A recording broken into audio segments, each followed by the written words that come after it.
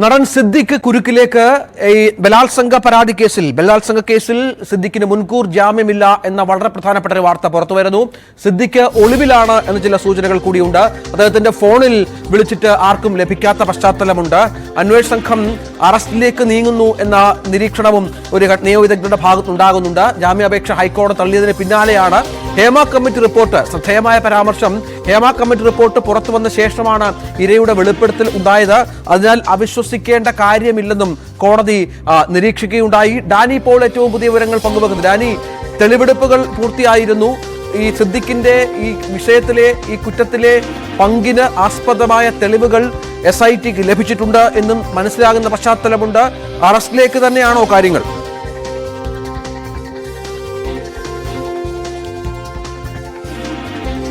Dani, കേൾക്കാമോ?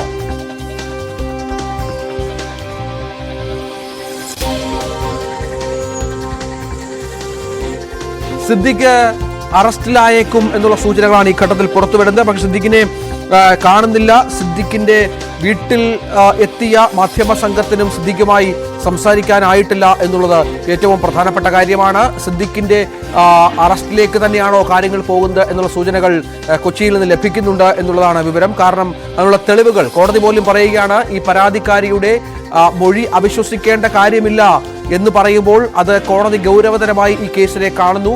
തെളിവുകൾ കോടതിക്ക് ബോധ്യപ്പെട്ടിരിക്കുന്നു, മൊഴി കോടതിയിൽ വിശ്വാസത്തിലെടുത്തിരിക്കുന്നു എന്ന് വേണം മനസ്സിലാക്കാൻ. ഡാനി, അറസ്റ്റിലേക്ക് തന്നെയാണോ കാര്യങ്ങൾ?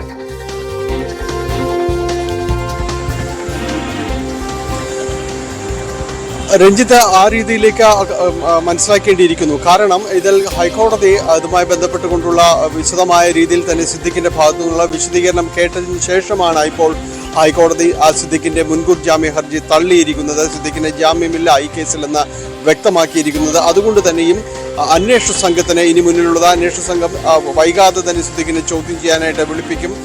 ഇതിന്റെ ഒരു അനന്തര നടപടി അത് ഏതിലേക്ക് എത്തിച്ചേരും, അറസ്റ്റിലേക്ക് അടക്കം സിദ്ദിഖിന്റെ എത്തിച്ചേരുമോ എന്നതാണ് നമുക്ക് ഇനി കാണേണ്ടത്. ഇതിൽ വ്യക്തമായ രീതിയിൽ തന്നെ കാര്യങ്ങൾ ഇപ്പോൾ അന്വേഷണ സംഘം ഇതുമായി ബന്ധപ്പെട്ടുകൊണ്ട് വിശദാംശങ്ങൾ ശേഖരിച്ചിട്ടുണ്ട്. പ്രത്യേകിച്ച് ഇതിൽ തിരുവനന്തപുരത്തെ ഹോട്ടലിൽ അദ്ദേഹം താമസിച്ചിരുന്നിടത്ത് ആ സമയത്ത് നടിയുമുണ്ടായിരുന്നു എന്നതടക്കമുള്ള കാര്യങ്ങളിലെ കൃത്യമായ രീതിയിലുള്ള തെളിവുകളിലേക്കടക്കം പോയിരുന്നു. ഇതുമായി ബന്ധപ്പെട്ടുകൊണ്ട് സിദ്ദിഖ് സമർപ്പിച്ച മുൻകൂർ ജാമ്യത്തിന് ബദലായിക്കൊണ്ട് മറുപടി ആയിക്കൊണ്ട് അന്വേഷണ സംഘം ഇത്തരം വിശദാംശങ്ങൾ കൂടി കോടതിയിൽ സമർപ്പിച്ചിരുന്നു. ഇതിൻ്റെ എല്ലാം തന്നെ നിജസ്ഥിതി ബോധ്യപ്പെട്ടതിൻ്റെ കൂടി അടിസ്ഥാനത്തിലാണ് ഇതുമായി ബന്ധപ്പെട്ടുകൊണ്ട് ഈ കോടതി ഇപ്പോൾ അതിൽ തീർപ്പ് കൽപ്പിച്ചിരിക്കുന്നത്, മുൻകൂർ ജാമ്യമില്ല എന്ന് കൽപ്പിച്ചിരിക്കുന്നത്. അതായത് ഇതിൽ സിദ്ദിഖിനെ അറസ്റ്റ് ചെയ്യുന്നതിന് നിയമപരമായി യാതൊരു രീതിയിലുള്ള തടസ്സവും ഇനി അന്വേഷണ സംഘത്തിന് മുന്നിലില്ല എന്നതാണ്.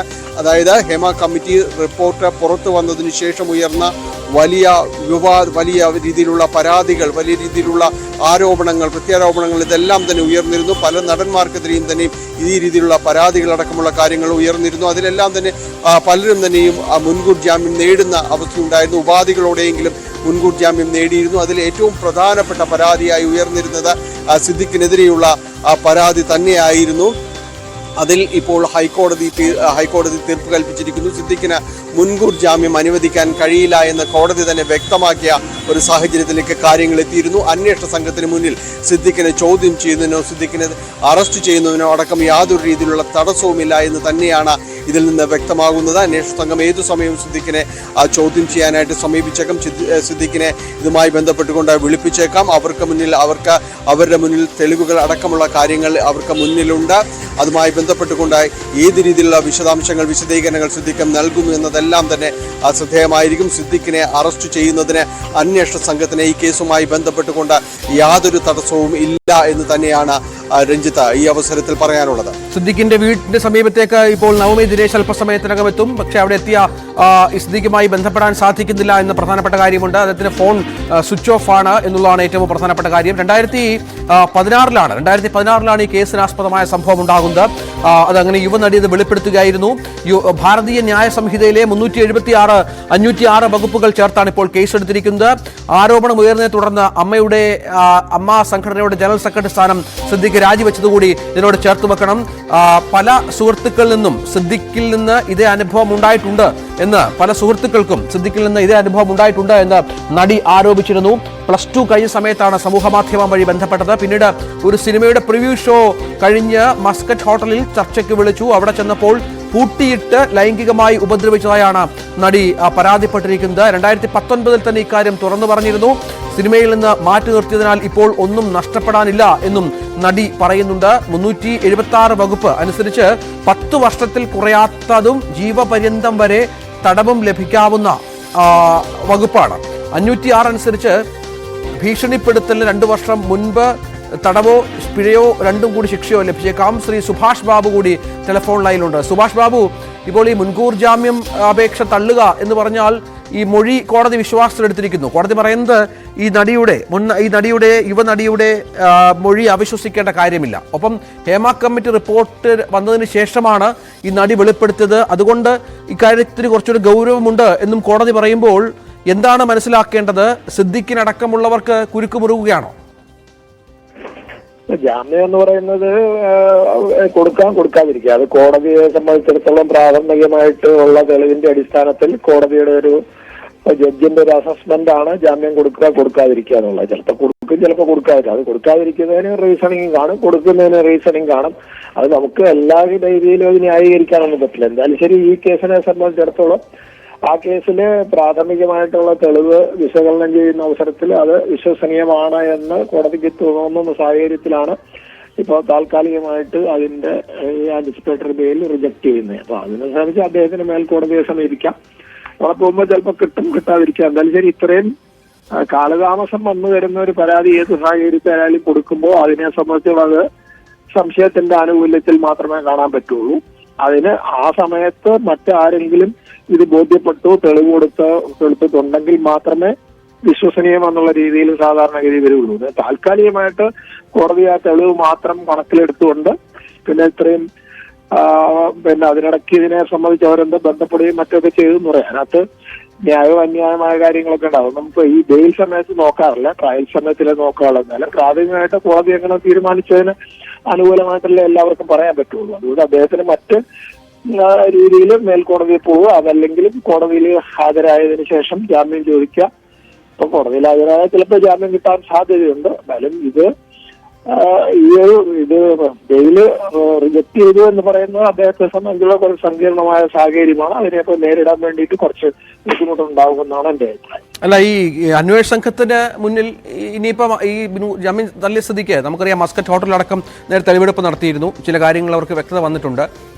കോടതിയുടെ ഇപ്പോഴത്തെ ഒരു നിലപാട് കൂടിയുണ്ട്. അപ്പോൾ അറസ്റ്റ് എന്ന സാഹചര്യത്തിലേക്ക് തന്നെ കാര്യങ്ങൾ നീങ്ങുമോ? അറസ്റ്റ് ആന്റിസിപ്പേറ്ററി ബെയിലിന് പോകുന്ന അവസരത്തിൽ അറസ്റ്റ് അനിവാര്യമാണോ എന്ന് ചോദിച്ചാൽ ആണെന്ന് നമുക്ക് പറയാൻ പറ്റില്ല. അത് അന്വേഷണ ഉദ്യോഗസ്ഥന്റെ വിവേചനാധികാരത്തിൽപ്പെട്ടതാണ്. വേണമെന്ന് അതേ ആ അന്വേഷണ ഉദ്യോഗസ്ഥനെ സാഹചര്യം അനുസരിച്ചിട്ട് കേസിന്റെ മറ്റ് സാങ്കേതിക പ്രശ്നങ്ങളും കൂടെ കണക്കിലെടുത്തതിന് ശേഷം അദ്ദേഹത്തിനെ അറസ്റ്റ് ചെയ്താൽ മാത്രമേ ഈ തെളിവ് ശേഖരണത്തിനോ അല്ലെങ്കിൽ തെളിവ് നശിപ്പിക്കലോ തടയുന്നതിനെ സംബന്ധിച്ചിട്ടോ കൂടുതൽ തെളിവ് ശേഖരണത്തിന് സാഹചര്യം സൃഷ്ടിക്കാനും മറ്റ് പുറംതിരിഞ്ഞു നിൽക്കുന്ന സാക്ഷികളൊക്കെ ധൈര്യത്തോടുകൂടി പോലീസിലേക്ക് വന്ന് മൊഴി കൊടുക്കാനുള്ള സാഹചര്യം ഉണ്ടാക്കാൻ വേണ്ടിയിട്ട് അറസ്റ്റ് രേഖപ്പെടുത്തും. അത് അന്വേഷണ ഉദ്യോഗസ്ഥന്റെ പ്രോറോഗേറ്റീവാണ്. അത് അദ്ദേഹം തീരുമാനിക്കണം. അത് കോടതി ഇത് പറഞ്ഞു എന്ന് വിചാരിച്ച് അറസ്റ്റ് ചെയ്യണമെന്നൊന്നുമില്ല. എന്തായാലും ശരി, അറസ്റ്റിനുള്ള സാധ്യത നമുക്ക് തള്ളിക്കളയാൻ പറ്റില്ല. അറസ്റ്റിലേക്ക് പോകാനുള്ള സാധ്യത ഉണ്ടെന്നാണ് എനിക്ക് തോന്നുന്നത്. ശരി, നന്ദി ശ്രീ സുഭാഷ് ബാബു ഈ വിഷയത്തിൽ താങ്കളുടെ പ്രതികരണത്തിൽ. ഏതായാലും സിദ്ദിഖുമായി ഡാനി നവമി അല്പസമയത്തിനകം ചേരും. പക്ഷെ അപ്പോൾ സിദ്ദിഖുമായി സംസാരിക്കാൻ സാധിച്ചിട്ടുണ്ടോ? സാധാരണ മാധ്യമപ്രവർത്തകരോടൊക്കെ വളരെ അടുപ്പം സൂക്ഷിക്കുകയും അവരുടെ ഫോൺ കോളുകൾ അറ്റൻഡ് ചെയ്യുകയും ഒക്കെ ചെയ്യുന്ന ആളാണ് അദ്ദേഹം. അപ്പോൾ അദ്ദേഹവുമായി സംസാരിക്കാൻ സാധിച്ചിട്ടുണ്ടോ? എന്തെങ്കിലും വിവരമുണ്ടോ? അദ്ദേഹം കൊച്ചിയിൽ തന്നെ ഉണ്ടോ?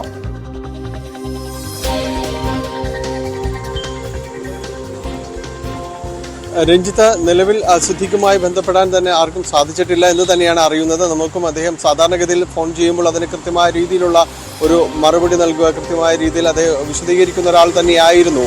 ഈ കേസുമായി ബന്ധപ്പെട്ടുകൊണ്ട് വലിയ രീതിയിലേക്ക് വിവാദങ്ങളിലേക്ക് പെടുന്നതിന് മുമ്പ്, പ്രത്യേകിച്ച് അമ്മയുടെ ജനറൽ സെക്രട്ടറി സ്ഥാനത്തേക്കെല്ലാം തന്നെ അദ്ദേഹം എത്തുമ്പോഴെല്ലാം ഇക്കാര്യങ്ങളിൽ പലപ്പോഴും മാധ്യമപ്രവർത്തകർ എന്തെങ്കിലും തന്നെ നേരിട്ട് വിളിക്കാമെന്നെല്ലാം തന്നെ പറയുന്ന ഒരാൾ തന്നെയായിരുന്നു പലപ്പോഴും അത്തരം കാര്യങ്ങൾ വിശദീകരണം നൽകിയിരുന്നു. പക്ഷേ ഈ പരാതി ഉയർന്നിരിക്കുന്നു, പിന്നെ അതിൻ്റെ സങ്കീർണതകളിലേക്ക് കൂടുതൽ കടക്കുന്നു.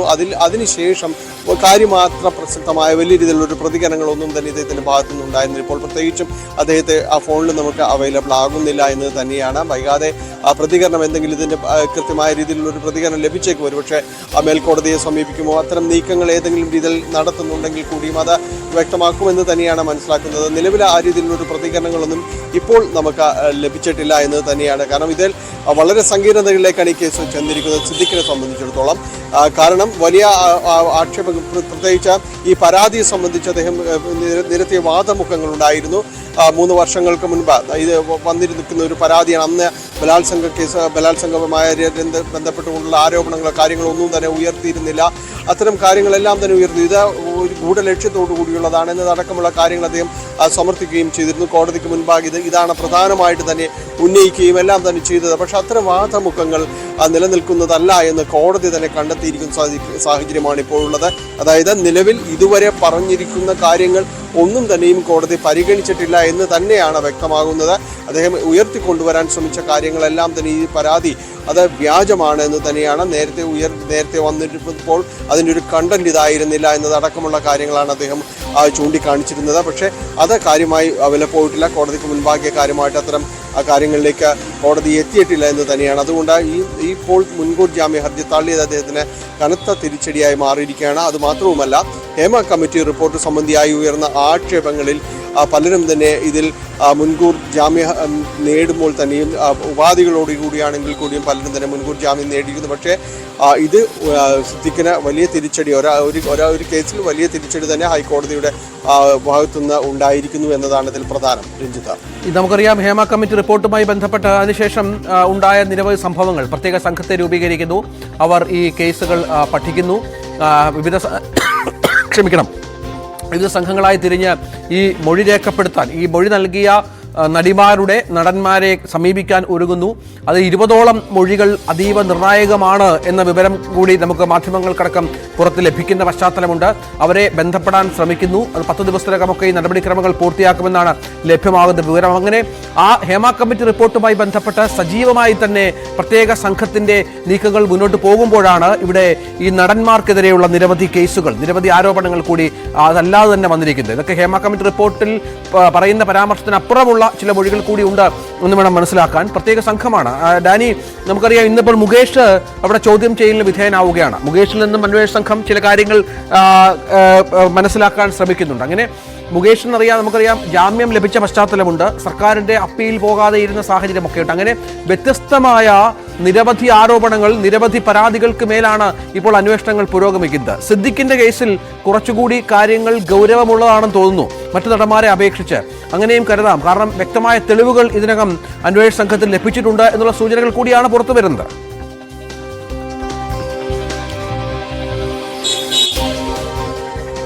അങ്ങനെ തന്നെയാണ് രഞ്ജിത്ത്. കാരണം ഈ കേസുമായി ബന്ധപ്പെട്ടുകൊണ്ട് കുറച്ചുകൂടി കാമ്പുള്ള രീതിയിൽ തന്നെയാണ് കാര്യങ്ങൾ വന്നിരിക്കുന്നത് എന്ന് തന്നെയാണ് അറിയാൻ കഴിയുന്നത്. പ്രത്യേകിച്ച് തിരുവനന്തപുരം മ്യൂസിയം പോലീസാണ് ഈ കേസുമായി ബന്ധപ്പെട്ട് ഇതിൽ കേസ് രജിസ്റ്റർ ചെയ്യുന്നത്, പിന്നീട് അന്വേഷണ സംഘത്തിന് പരാതി കൈമാറുകയും ചെയ്യുന്നത്. അതിൽ കൂടുതൽ കാര്യങ്ങൾ, പ്രത്യേകിച്ച് ഈ ദിവസങ്ങളിൽ നടി പറയുന്ന ദിവസങ്ങൾ വളരെ കൃത്യമായിരുന്നു. ഈ ദിവസങ്ങളിൽ ഹോട്ടൽ അവിടെ മുറിയെടുത്തിരുന്നു, അത്തരം കാര്യങ്ങൾ അവിടെ ഉണ്ടായിരുന്നു എന്നുള്ളൊരു സാഹചര്യപരമായ കാര്യങ്ങൾ, അത്തരം കാര്യങ്ങളെല്ലാം തന്നെ വളരെ കൃത്യമാണ് എന്ന് അന്വേഷണ സംഘത്തിന് ബോധ്യപ്പെട്ടിട്ടുണ്ട്.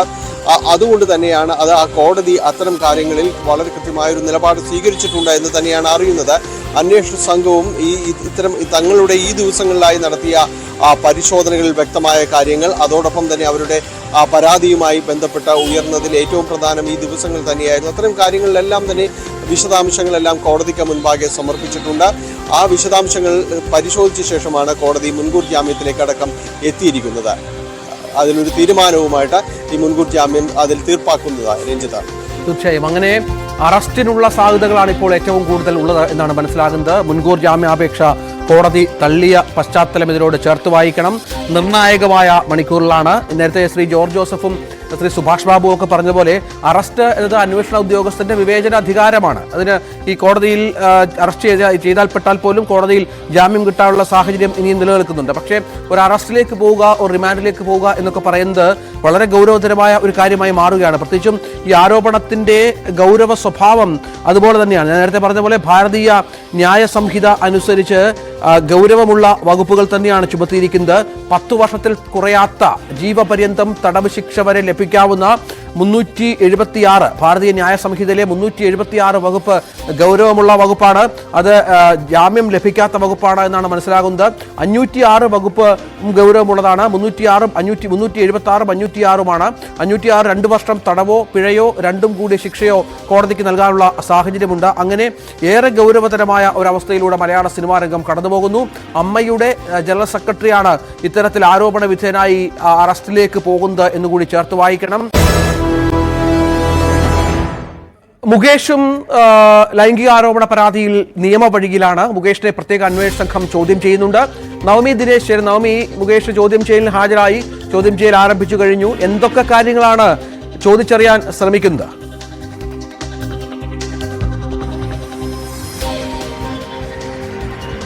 രഞ്ജിത്ത്, അല്പസമയത്തിന് മുൻപാണ് നടൻ മുകേഷ് ചോദ്യം ചെയ്യലിന് വേണ്ടിയിട്ട് ഹാജരായത്. ഞാനിപ്പോൾ നിൽക്കുന്നത് കോസ്റ്റൽ പോലീസ് ഹെഡ്ക്വാർട്ടേഴ്സിലാണ്. ഇവിടെ വെച്ചാണ് പ്രത്യേക അന്വേഷണ സംഘത്തിന്റെ പ്രധാനപ്പെട്ട ഒരു പോലീസ് ഉദ്യോഗസ്ഥ പൂങ്കുഴലി ചോദ്യം ചെയ്തുകൊണ്ടിരിക്കുന്നത്.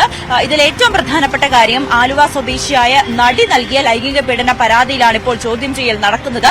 ഇതിൽ ഏറ്റവും പ്രധാനപ്പെട്ട കാര്യം മുകേഷിന് മുൻകൂർ ജാമ്യം ലഭിച്ചിട്ടുണ്ട്. അതുകൊണ്ട് അറസ്റ്റ് രേഖപ്പെടുത്തിയാൽ തന്നെയും മുൻകൂർ ജാമ്യം ഉള്ളതിനാൽ പോലീസ് അറസ്റ്റ് രേഖപ്പെടുത്തി വിട്ടയക്കാനാണ് സാധ്യത.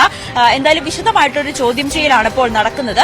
മുകേഷിൽ നിന്നും പ്രധാനമായും ചോദിച്ചറിയുക ഈ കേസുമായി ബന്ധപ്പെട്ട്, അതായത് ആലുവ സ്വദേശിയായ പെൺകുട്ടി നൽകിയ പരാതിയിൽ പറയുന്നത് തങ്ങൾ ഒരു സിനിമയിൽ അഭിനയിച്ചു, അതിനുശേഷം കൂടുതൽ സിനിമയിൽ അവസരം നൽകാമെന്ന് വാഗ്ദാനം ചെയ്ത് മരടിലെ തന്റെ വീട്ടിലേക്ക് മുകേഷ് ഈ നടിയെ വിളിച്ചു വരുത്തിയതിനു ശേഷം ലൈംഗികമായി ഉപദ്രവിച്ചു എന്നൊരു പരാതിയാണ് ഈ ആലുവ സ്വദേശിയായ നടി നൽകിയത്. ഇതിനെ തുടർന്നാണ് പിന്നീട് മരട് പോലീസിന് ഈ കേസ് പരാതി നൽകുകയും പോലീസ് ഇത് പ്രത്യേക അന്വേഷണ സംഘത്തിന് കൈമാറുകയും ചെയ്തിരുന്നു. ഇതിനോടകം തന്നെ ഈ പെൺകുട്ടിയുടെ ഈ നടിയുടെ രഹസ്യമൊഴി പ്രത്യേക അന്വേഷണ സംഘം രേഖപ്പെടുത്തുകയും ചെയ്തിട്ടുണ്ട്. അതിനിടയിലാണ് ഇപ്പോൾ മുകേഷിനെ വിശദമായ ചോദ്യം ചെയ്യലിന് വേണ്ടി വിളിച്ചു വരുത്തിയിരിക്കുന്നത്. കോടതിയിൽ മുൻകൂർ ജാമ്യം നൽകിയതിനാൽ അറസ്റ്റ് ഉണ്ടാകില്ല, പകരം അറസ്റ്റ് രേഖപ്പെടുത്തിയതിനു ശേഷം പോലീസ് വിട്ടയക്കുന്ന സാഹചര്യമായിരിക്കും. ഈ മുകേഷിന്റെ കയ്യിൽ കൃത്യമായിട്ടുള്ള തെളിവുകൾ ഉണ്ടെന്ന് തന്നെ ഇതിനോടകം തന്നെ MLA വ്യക്തമാക്കിയിരുന്നു. ഈ പെൺകുട്ടി ഈ യുവതി തന്നെ പലതവണ ഭീഷണിപ്പെടുത്തിയിരുന്നു, പണത്തിനു വേണ്ടി തന്നെ ഭീഷണിപ്പെടുത്തിയിരുന്നു എന്നുകൂടി മുകേഷ് ചോദ്യം ചെയ്യുകയാണ്. നവമി ദിനേശാണ് വിവരങ്ങൾ പങ്കുവെക്കുന്നത്. നമുക്കൊരു ഇടവേള വേണം. ഇടവേളയ്ക്ക് ശേഷം വാർത്തകൾ വേഗത്തിലുമായി ദിൽന ചേരും.